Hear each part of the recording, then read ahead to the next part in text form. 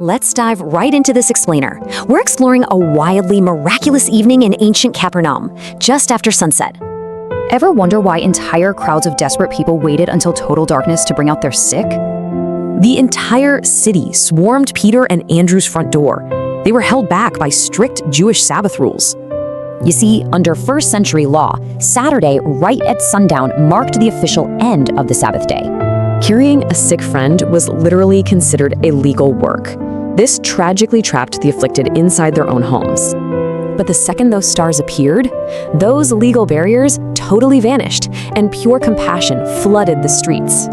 What's super fascinating is how 3 different writers recorded this exact same evening with slight, revealing variations.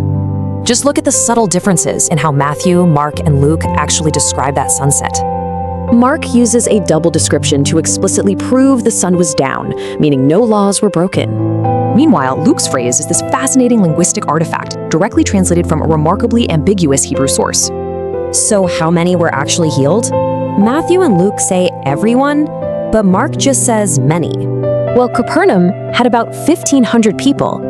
Healing every single person individually would have literally taken all night long. Despite that massive crowd, Jesus didn't rush it. He laid hands on each person and cast out spirits. Matthew's account really zeroes in on the deeply personal nature of his physical healing touch.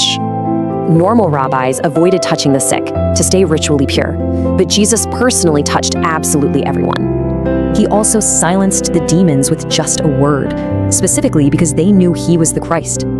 This mind-blowing nighttime event wasn't just a giant medical clinic. It held massive theological significance.